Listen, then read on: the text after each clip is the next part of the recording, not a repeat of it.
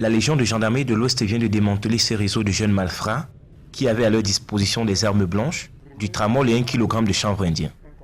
Ils arrachent, agressent, cassent des maisons et ôtent parfois la vie à leurs victimes. Ils sont au nombre de 6 ces grands présumés bandits dont la course vient ainsi de s'achever. Stoppés net par la Légion de gendarmerie de l'Ouest, traqués depuis le 1er mai 2019, ces hors-la-loi coincés dans les filets de la gendarmerie croupissent désormais derrière les barreaux de cette gendarmerie. Le film de la chasse à vivre dans ce 1950. Et l'activité au ralenti dans le sud-ouest du pays. La crise socio-politique et sécurité paralyse considérablement les activités et le secteur de la douane n'est pas épargné. Il envisage des mesures adaptées pour survivre. Vous le verrez dans ce 20h. Il est mort à 36 ans d'un cancer généralisé le 11 mai 1981 à Miami. Lui, c'est Bob Marley, auteur, compositeur, interprète, chanteur et musicien jamaïcain, né le 6 février 1945. Et ce 11 mai 2019, 38 ans après sa mort, sa légende résiste au temps et à l'espace. Témoignage à suivre ce soir. Voilà pour la une.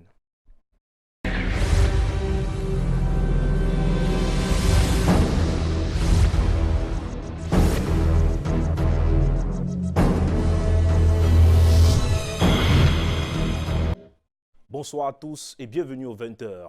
Lutte contre la grande criminalité, un gang de braqueurs à main armée vient d'être mis hors d'état de nuire à Bafoussam. Spécialisé dans le vol, agression, ce gang a été débusqué par les éléments de la gendarmerie de l'Ouest. Michel Foucault, reportage. La Légion de gendarmerie de l'Ouest vient de démanteler ces réseaux de jeunes malfrats qui avaient à leur disposition des armes blanches, du tramol et 1 kg de chanvre indien. Ils arrachent, agressent, cassent des maisons et ôtent parfois la vie à leurs victimes. Courroucé par ces pratiques, le commandant de la Légion de gendarmerie de l'Ouest va instruire au chef du bureau des enquêtes de la Légion de se déployer régulièrement dans les quartiers éponymes où ceux-ci sont installés et dictent leurs lois. Une initiative qui va être couronnée par cette prouesse. L'histoire remonte au 1er mai 2019, dans le groupement Balin, plus précisément à Thionville. Nous avons pu mettre la main sur le nommé Giambou Boris, surpris en flagrant délit de consommation de chanvre indien.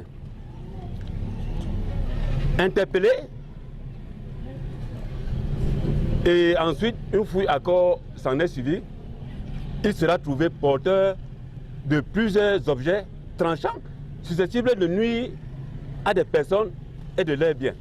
L'opération coup de force du collégion permettrait également d'interpeller dans le département du Nou, grâce aux éléments de la brigade de Ndimou, un véhicule pick-up contenant une cargaison de chanvre indien. C'est depuis la nuit du 24 au 25 avril 2019 que mon collaborateur, le commandant de la brigade de Jimom, m'a réveillé, m'a informé de ce qu'il venait d'avoir un renseignement selon lequel les motos transportaient des colis à partir de la zone de Mbiamé, limitrophe avec la Légion de l'Ouest, dont la Mbiamé est dans le nord-ouest.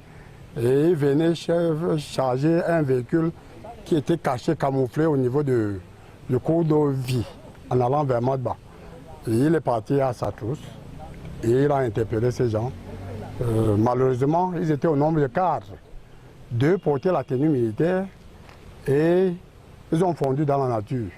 On a retenu les 2 qui étaient en tenue civile. Pour l'instant, la population peut se réjouir, mais sans oublier l'essentiel: apporter son concours aux côtés des forces de sécurité dans la lutte contre le grand banditisme. Nous attendons d'elle toute la collaboration nécessaire pour que nos actions soient efficaces sur le terrain. Elles doivent dénoncer, elles doivent renseigner, elles doivent être proches des forces de défense et de sécurité pour qu'elles soient éventuellement bien protégées. Garantir la protection et la sécurité des populations et de leurs biens, c'est un impératif en tout cas pour la Légion de gendarmerie de l'Ouest, à en croire le commandant.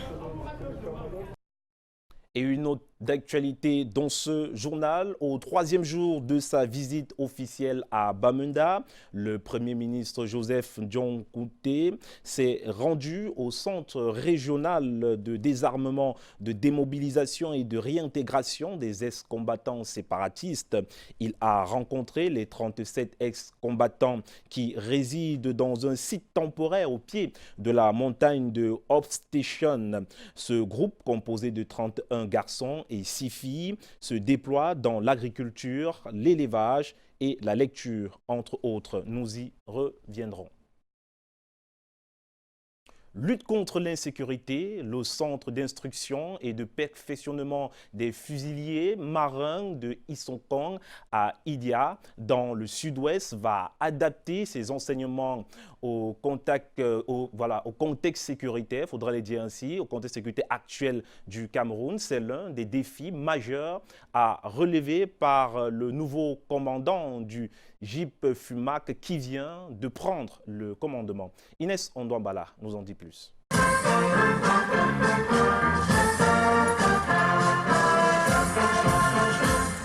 Le nouveau commandant du centre d'instruction et de perfectionnement des fusiliers marins d'Isongo dans la région du sud-ouest est installé dans ses fonctions par le général de division Philippe Mpaye, commandant les écoles et centres d'instruction interarmées.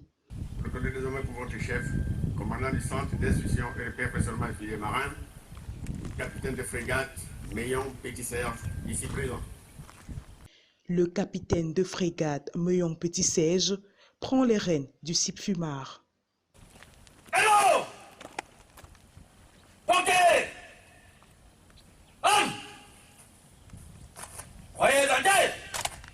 Cet officier supérieur de l'armée camerounaise, rompu à la tâche, usera de ses années d'expérience pour assurer le bon fonctionnement du centre d'instruction et de perfectionnement des fusiliers marins CIP Fumar.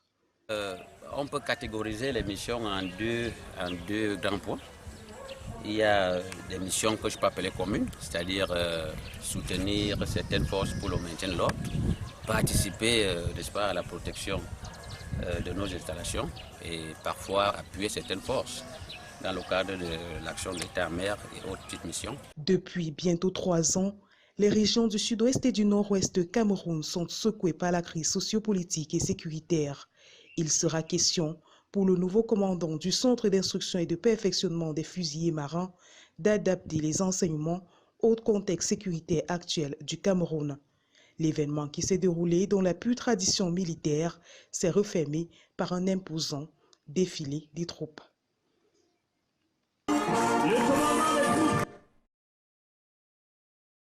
Et les enjeux de la communication et l'image du Cameroun en situation de crise, c'est le thème central de la conférence débat organisée par le réseau professionnel des communicateurs PMA, de concert avec le ministère de la Communication, organisée dans le cadre des activités marquant la 3e édition de leur rencontre annuelle. Il est question pour les membres de cette plateforme d'attirer l'attention des internautes sur l'impact négatif des réseaux sociaux au Cameroun en temps de crise. Un reportage de Karim Izatia et Alain Ziobou. L'utilisation des réseaux sociaux au Cameroun a certes un impact positif, notamment sur le plan économique, mais les points négatifs semblent prendre le dessus. Tenez par exemple, ils sont nombreux ces internautes qui ternissent l'image du pays via Internet. Depuis le début de la tension sociopolitique dans les régions du nord-ouest et du sud-ouest, et même la situation post-électorale. Un phénomène qui ne laisse pas indifférent le réseau professionnel communicateur PMA. Dans le cadre de leur 3e rencontre annuelle, les membres de cette plateforme, pour attirer l'attention des uns et des autres sur l'importance de préserver l'image du pays en temps de crise, ont organisé une conférence débat dont le thème central porte sur les enjeux de la communication et l'image du Cameroun en situation de crise. Les sous-thèmes développés par des panélistes triés sur le volet ont apporté des pistes de solutions. L'impact se trouve au niveau de la pratique quotidienne de la communication publique, qui va être spontanée, elle est anticipée, elle est pensée, elle est élaborée sur la base d'un certain nombre d'études. Il faut déjà voir quel est le niveau de compréhension des citoyens pour pouvoir savoir comment dire des choses. Les questions-réponses ont davantage éclairé la lanterne des participants de ce grand rendez-vous qu'accompagne le ministère de la Communication. Sont également prévus un culte interreligieux pour prier pour la paix au Cameroun et une remise des dons aux malades pour participer à leur prise en charge et leur bien-être. La crise sociopolitique et sécuritaire dans les régions du sud-ouest et du nord-ouest paralyse les activités. Les services de douane ne sont pas épargnés et doivent faire face non seulement aux défis sécuritaires, mais aussi à améliorer les performances, car on note une baisse des activités dans les débarcadères. En dépit de toutes ces difficultés, les fonctionnaires de la douane continuent de s'activer. Inès Ondouambala, reportage. La région du sud-ouest Cameroun, comme celle du nord-ouest, traverse une période difficile de son histoire. Les violences perpétrées par les groupes armés séparatistes mettent en mal l'unité nationale, la cohésion sociale et le développement économique. C'est une véritable guerre psychologique qui affecte tous les secteurs d'activité. Dans la région du sud-ouest, la douane camerounaise subit de plein fouet les menaces de la crise sociopolitique et sécuritaire. En dépit de cette situation, les 299 agents et responsables des douanes, sous l'impulsion de Thomas Awonombede, continuent de travailler d'arrache-pied. Disons qu'elle se porte comme la plupart des services publics, n'est-ce pas, actuellement installés dans le sud-ouest qui, disons, sont contraints, n'est-ce pas, d'évoluer dans un certain nombre de conditions qui ne sont pas toujours celles qu'on aurait souhaitées. Nous rencontrons de nombreuses difficultés. Il y a peut-être eu des moments de panique ou de défaillance qui ont quelquefois ils ont donné lieu à quelques petits mouvements de mobilisation. Mais jusqu'ici, dans tous les points, même réputés chauds, la douane a continué à, n'est-ce pas, faire preuve de présence. Sous l'effet de la crise sécuritaire, les missions douanières en général et la mission de surveillance en particulier ont vu leurs horizons davantage tournés vers la résolution des besoins sécuritaires. Dans ces conditions de sécurité déplorables, la douane essaye tant bien que mal de tirer son épingle du jeu. Nous nous occupons ici des activités transfrontalières entre le Cameroun et le Nigeria, ainsi qu'entre le Cameroun et la Guinée équatoriale. Nous nous occupons aussi bien à l'importation qu'à l'exportation. Bien étant qu'il y ait une situation sécuritaire qui est un frein considérable aux activités, parce que la peur des opérateurs, ça impacte également sur le flux des importations. Lorsque le volume de marchandises importées est réduit, il va de soi que la quantité ou le volume des recettes collectives. L'on enregistre plusieurs contraintes à l'amélioration des recettes douanières dans le sud-ouest, notamment une compétition déséquilibrée entre les différents bureaux de dédouanement du sud-ouest et ceux hors territoire. Il est possible que les aléas de conjoncture aient pu, n'est-ce pas, effectivement, freiner n'est-ce pas, toutes les attentes. C'est un jour ouvrable au port de Tiko.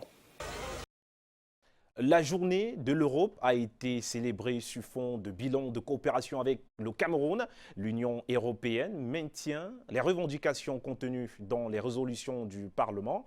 Lors d'une soirée de l'Union européenne a justement exprimé sa détermination à lutter pour une meilleure prise en charge des personnes déplacées à l'extrême nord et dans les régions anglophones.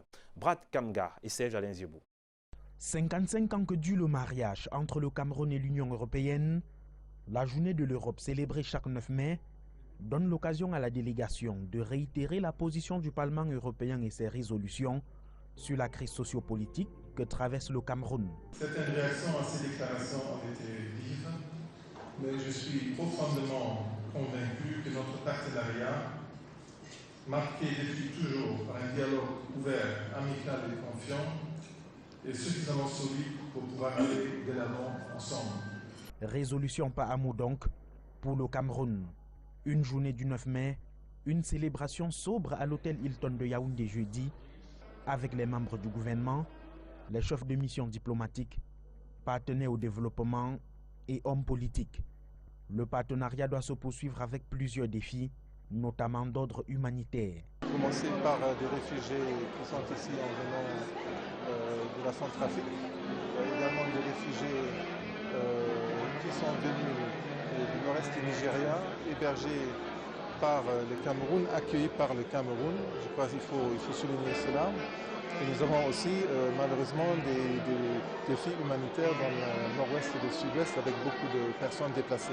La délégation de l'Union européenne dresse également un bilan positif après l'entrée en vigueur des accords de partenariat économique. Une balance commerciale positive pour le Cameroun avec 55% d'exportation pour 32% d'importation. L'Europe est donc le premier partenaire commercial du Cameroun. 2,5 milliards d'euros, 4600 milliards de francs CFA. Donc c'est une coopération conséquente. La journée de l'Europe est célébrée cette année, 2 semaines avant la tenue des élections au Parlement européen, pour une représentation plus forte. Élections que le Cameroun suivra de près du 23 au 26 mai 2019. Et on reste à Yaoundé, des hôtes de marque au ministère des Relations extérieures. Le chef de ce département a reçu en audience le haut-commissaire du Canada, celui de Grande-Bretagne au Cameroun, et l'envoyé spécial du président de la République de Gambie. Au menu des échanges avec le ministre Lejeune Belambela, la liberté de la presse et l'insécurité au Cameroun et dans la sous-région. Karl Mezachachoya et Serge Alain Zebou. La liberté de la presse telle que perçue par les hommes de médias au Cameroun n'est pas vraiment effective. Bien que la profession soit inondée de brebis galeuses, beaucoup plus connues sous l'appellation du journaliste du Hilton, les professionnels se heurtent encore à moult difficultés qui les empêchent d'exercer librement. Le sujet sera certainement sur la table de la conférence mondiale sur la liberté de la presse, prévue du 10 au 11 juillet à Londres. Le Cameroun sera représenté par le ministre des Relations extérieures.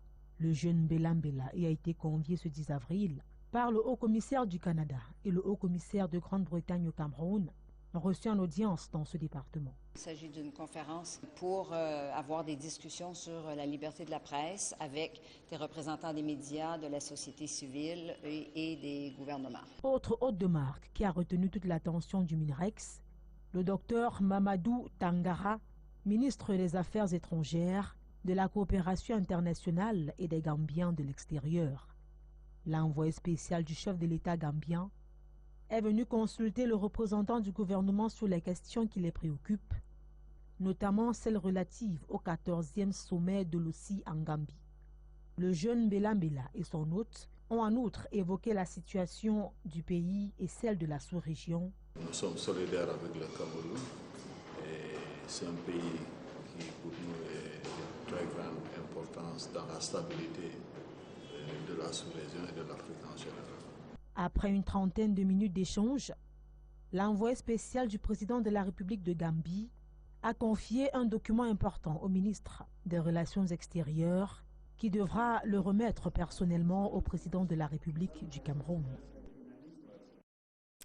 La ville de Kodombo, dans l'Union Efumo, région du centre, a débuté hier la cérémonie de lancement officiel des manifestations civiles de la fête nationale de l'unité, une cérémonie précédée par la remise de dons du ministère de la Jeunesse et de l'Éducation civique, du ministre de la Jeunesse et de l'Éducation civique et sa suite aux pensionnaires de la léproserie d'Ayos. Delphine Fonkoutene, Bertrand Sassé. Le geste de solidarité du gouvernement camerounais à l'endroit des anciens malades de la lèpre d'Ayos dans le Nyon et Foumou, région du centre.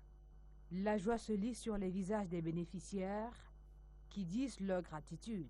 Merci pour votre sympathie et encore merci pour ce que vous faites pour nous à travers nous, nos enfants pour la plupart dans la précarité. Ils disent merci et en redemandent afin que leurs conditions de vie et celles de leur famille soient améliorées. La prise en charge totale de nos enfants en matière de scolarité, la mise à la disposition des opportunités de travail pour nos enfants. Nous les avons rassurés que elles seront prises en charge par les nombreux projets et programmes gouvernementaux que le chef de l'État a prescrits, en particulier le plan triennal spécial jeune. Cette cérémonie de remise de dons s'inscrit dans le cadre des manifestations civiles de la Fête nationale de l'Unité, officiellement lancée ce 10 mai à Kodombo par le ministre de la Jeunesse et de l'Éducation civique. Mounouna Foutsou est porteur d'un message en direction des populations de cette localité. Notre diversité ne doit pas nous diviser, mais doit être une force. Doit être une force et un atout majeur pour que nous soyons résolument engagés dans les chantiers de notre émergence. Et nous constatons que les populations de Kodombo, de l'arrondissement de Niakokombo et du département de Yon et Foumo en général sont engagées dans ces chantiers-là, unis dans la diversité, tel que le souhaite le chef de l'État. Cette cérémonie est en outre marquée par la remise du matériel et intrants agricoles aux jeunes. Et entre-temps, les rues de la ville de Douala ont été prises d'assaut par de nombreux marcheurs. Ce samedi matin, la marche sportive dite Marche de l'Unité marque ainsi le lancement des activités liées à la fête de l'Unité nationale dans le département du Vouri. Le reportage de Marc Chouamo et de Marous Kouessou. Ça grouille de monde à la place de la BCK à Douala ce samedi matin. Ils sont partis de 5 des 6 arrondissements du département du Vouri à pied jusqu'ici. Question de magnifier la marche de l'unité qui marque le lancement des activités liées à la 47e édition de la fête de l'unité nationale. Le format qui a été pensé vise tout simplement à assurer, sinon à affirmer une certaine cohésion entre l'armée du Cameroun et sa nation tout entière. Et nous avons voulu cette communion afin de faire voir, n'est-ce pas, à la population ce que son armée rend comme service pour elle. Il y a certainement des activités qui sont délocalisées et comme vous le savez, l'arrondissement de Douala 4e va organiser un festival culturel le samedi prochain, le 18, à Bonabéry. Je voudrais simplement demander à toutes les populations de Bonabéry de se mobiliser comme un seul homme pour fêter l'unité nationale comme le souhaite le chef de l'État, afin que les uns et les autres se sentent davantage unis. Les forces de défense et de sécurité de la région ont également pris part à cette marche. Une compétition dite la marche commando de 8 km a permis de sortir 2 vainqueurs chez les dames, la gendarme Vouken Dormo et le sergent Amougou Bessala chez les messieurs. Je suis ému une fois de plus de gagner la marche commando comme l'année passée. Je me suis beaucoup entraîné pour gagner aujourd'hui là. Donc je ne suis pas surpris d'être premier parce que j'ai beaucoup de travail. Que de l'émotion, je ne sais pas trop quoi dire. Fournir cet effort en ce jour sans entraînement, je peux dire un bravo à moi-même. Ce samedi matin, il y avait également des activités culturelles. Au menu, des sketchs, interprétations et danse. Un culte œcuménique a été célébré sur place. Question d'inculquer par la prière les vertus de solidarité et d'unité pour un Cameroun encore plus fort. Je vous invite tout de suite à vous intéresser à un autre sujet, celui du bois, le bois de Lomié, bientôt transformé localement, véritable ambition portée par le gouvernement camerounais. Gabriel Dodo Ndoké, ministre des Mines, de l'Industrie et du Développement technologique, a visité le site où sera abrité le complexe intégré industriel de transformation des bois de Lomié, déjà en plein gestation. Le point avec Michael Tipkio et Kizito Koumaï. Le complexe intégré industriel de transformation des bois de Lomié en pleine gestation dans la région de l'Est Cameroun. C'est sur ce site que sera implanté l'ambitieux projet dont le gouvernement tient absolument à la réussite. Il est accompagné par plusieurs administrations, donc le MINMIT qui en porte la tête de proue, accompagné du ministère des Forêts et le ministère des Domaines qui bénéficie en ce moment d'une DUP de 59 hectares et qui constitue un soubassement important, une réserve importante qui devra constituer à terme la ressource en matière première pour le développement de cet important projet. Avant la mise en œuvre de ce projet porté par la commune de Lommié, les pouvoirs publics veulent s'assurer qu'il est bien à maturité. Et vous savez que le bois constitue un levier de développement si jamais ce bois est exploité de manière optimale. Oui. D'où l'idée, d'où nous avons pensé qu'il fallait créer au centre de toutes ces communes une structure, un complexe de transformation poussée de ces ressources ligneuses abondantes qui, comme vous le savez, est généralement inexploitée et abandonnée dans nos forêts. Avec plus de 3000 emplois directs et indirects générés, les jeunes de Lommié peuvent déjà se frotter les mains en espérant un recrutement. Nous sommes très satisfaits des informations que nous avons reçues, surtout de l'engagement du gouvernement à accompagner le projet Sublo. Nous avons suivi du ministre que ce projet fait partie des projets dont le gouvernement compte pour impulser le développement afin que notre pays atteigne l'émergence. Si toutes les conditions sont réunies, le complexe intégré industriel de transformation des bois de Lommié démarrera d'ici quelques mois. Et de l'éducation dans ce 20h, favoriser l'accès rapide dans les centres d'examen, aider les candidats à affronter sereinement les évaluations, autant d'innovations entreprises par le ministère de l'Éducation de base pour la session des examens et concours 2019. Robert Charlie Toré, Henri Tinda nous en parle. Session des examens officiels 2018-2019 dans l'éducation de base. Les zones rurales verront des améliorations certaines en vue de favoriser l'accès aux différents centres d'examen. Les candidats spéciaux, quant à eux, bénéficieront des accompagnateurs pour les aider à passer sereinement leur examen. Moult innovations visant un meilleur déroulé des examens et concours dans ce secteur de l'éducation. La première innovation que je vais donner ici, c'est déjà la création de ce que nous avons appelé les sous-centres spéciaux, c'est-à-dire les sous-centres dans lesquels composeront à la fois les candidats à l'examen CEP et au First School Living Certificate.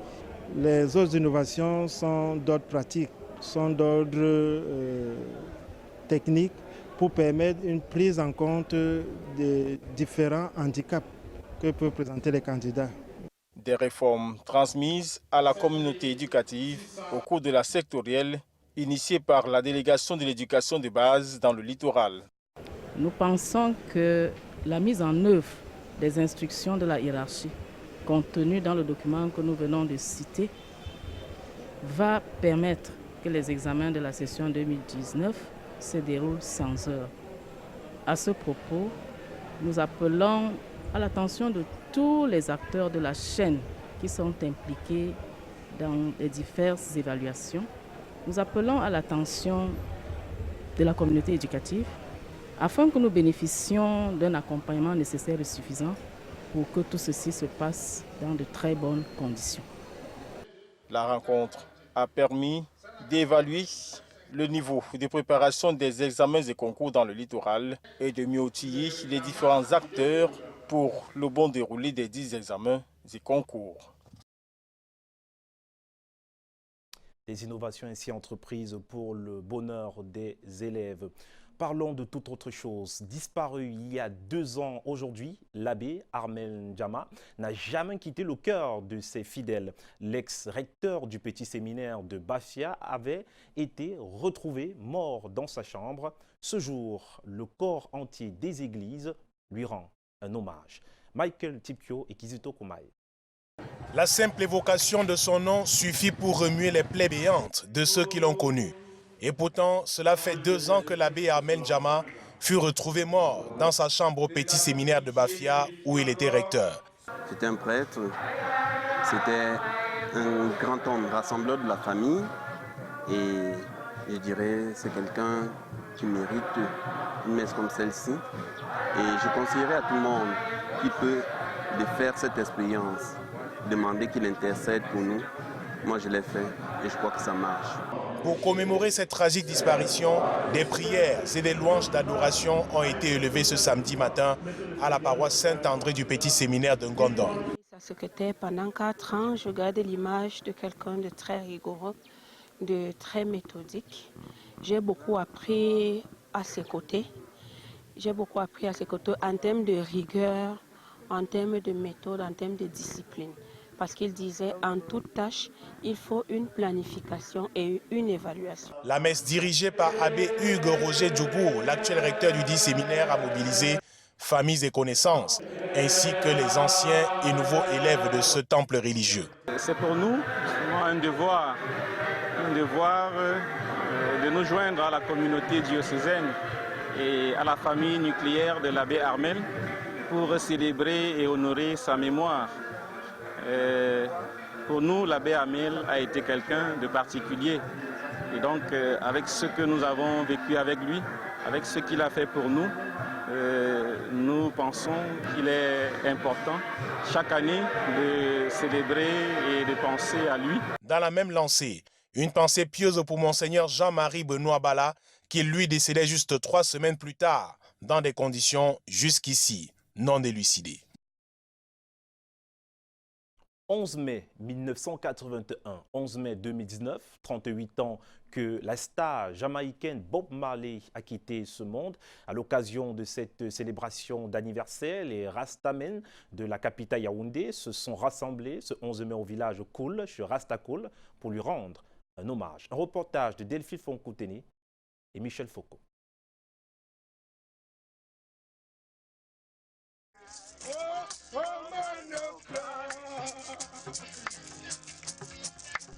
Des voix qui s'élèvent pour rendre hommage à Bob Marley.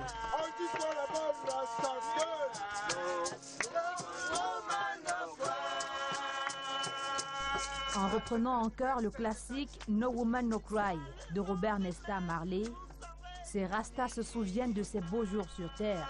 À cet anniversaire de ta disparition, de deux universels, je vais déposer cette gerbe de paroles sur ta tombe devenue symbole. Oh, Bob Marley. Dans toutes ces chansons, il a prêché l'amour, la justice, la paix. Et c'est ce que Dieu demande à tous les êtres humains. Quand on dit Bob, on parle de l'amour, le partage. Il n'aimait pas tout ce qu'on vit aujourd'hui, la guerre, la trahison, le tribalisme, tout ça, il était contre ça. Bob, pour moi, c'est une histoire à vie. Dans le monde entier, il n'y a pas une personne qui a marqué les gens comme Bob Marley.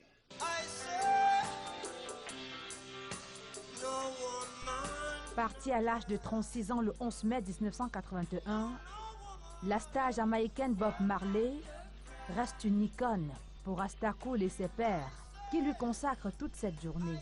La journée là, on est avec lui en esprit. Et quand on est en esprit avec quelqu'un, c'est 10 000 fois que être charnel. 11 mai reste gravé à jamais dans mon cœur. Les activités sont à l'arrêt ici au village Koul à Yaoundé.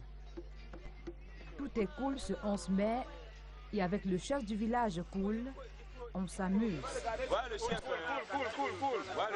fête se passe ici au village Koul où pour l'occasion Rastakoul a réuni ses enfants rastafariens, sympathisants et amis pour faire la fête en mémoire de leur père spirituel Bob Marley. No woman no cry. No, no, no. No woman no cry.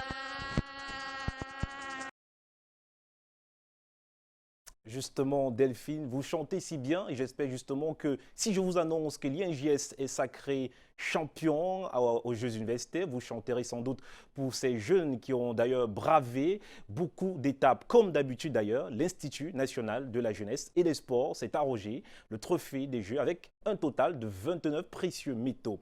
Plus de précisions avec notre envoyé spécial, Alex Lembe. Salut, Les rideaux sont tombés sur les 22e Jeux universitaires de Tchang 2019.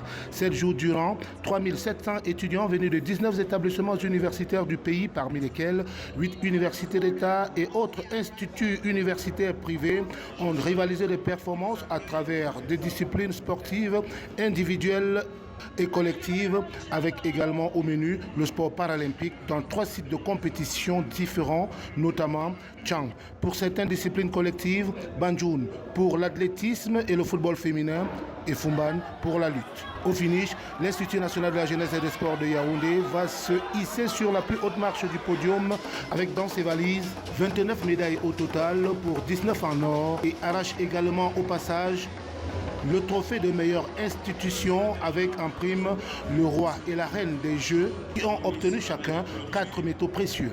Ils seront suivis par l'Université de Douala qui a totalisé 12 médailles en or avec les meilleures équipes de judo et de lutte. Pour compléter le podium, on aura sur la plus petite marche Yaoundé 1 avec dans son escarcelle 10 médailles en or. Mais un fan club reviendra à l'Université de Buea. La première institution privée et 4e au classement général a été l'Institut universitaire Siantou avec ses 5 médailles en or ainsi que le trophée paralympique. Une 22e édition qui, faut-il le dire, a bien effleuré le volet qualitatif au dire de certains responsables, d'où la satisfaction du ministère des Sports et de l'Éducation physique.